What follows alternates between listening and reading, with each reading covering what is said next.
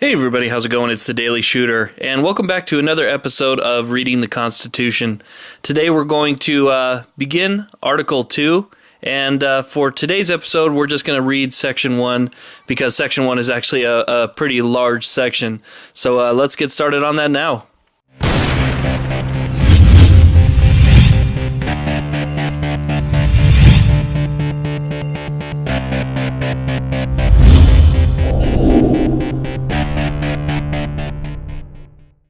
Article 2, Section 1.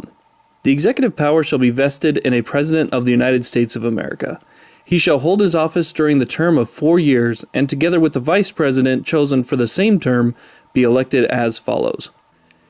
Each state shall appoint in such manner as the legislature thereof may direct, a number of electors equal to the whole number of senators and representatives to which the state may be entitled in the Congress, but no senator or representative or person holding an office of trust or profit under the United States shall be appointed an elector. The electors shall meet in their respective states and vote by ballot for 2 persons, of whom one at least shall not be an inhabitant of the same state with themselves, and they shall make a list of all persons voted for, and of the number of votes for each, which list they shall sign and certify and transmit sealed to the seat of the government of the United States, directed to the President of the Senate. The President of the Senate shall, in the presence of the Senate and House of Representatives, open all certificates, and votes shall then be counted. The person having the greatest number of votes shall be President. If such a number be a majority of the whole number of electors appointed, and if there be more than one who have which majority, and have an equal number of votes, then the House of Representatives shall immediately choose by ballot one of them for President.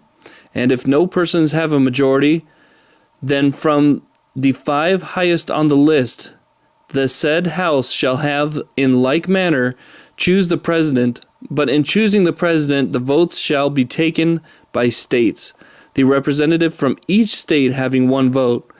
A quorum for this purpose shall consist of a member or members from 2/3 of the states, and a majority of all states shall be necessary to choice. In every case, after the choice of the President, the person having the greatest number of votes of the electors shall be the Vice President. But if there should remain 2 or more who have equal votes, the Senate shall choose from them by ballot the Vice President. The Congress may determine the time of choosing the electors, and the day of which they shall give their votes, which day shall be the same throughout the United States.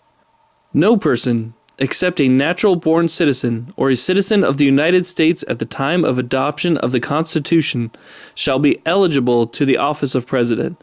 Neither shall any person be eligible to that office who shall not have attained to the age of 35 years and been 14 years resident within the United States.